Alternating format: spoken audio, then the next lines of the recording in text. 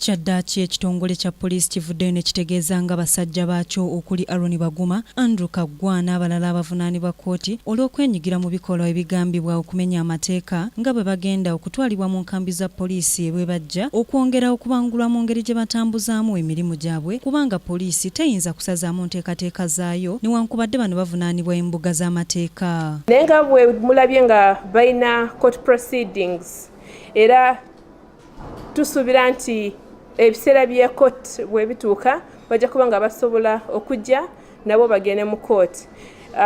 Naye tetwandiyagadde nti basubwe trainings zino kubanga okwetegekera training si kintu kyangu ate nga ne sente zitutaddemu.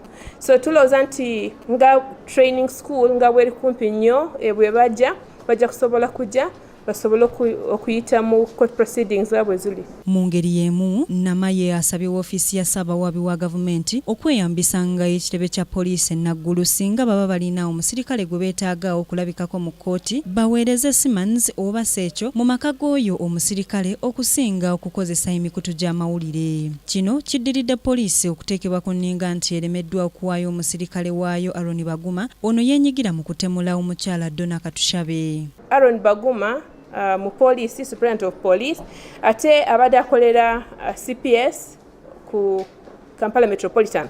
Balina offices, fena tuzimanyi. Ate tumanyi nti alina n'amaka ge.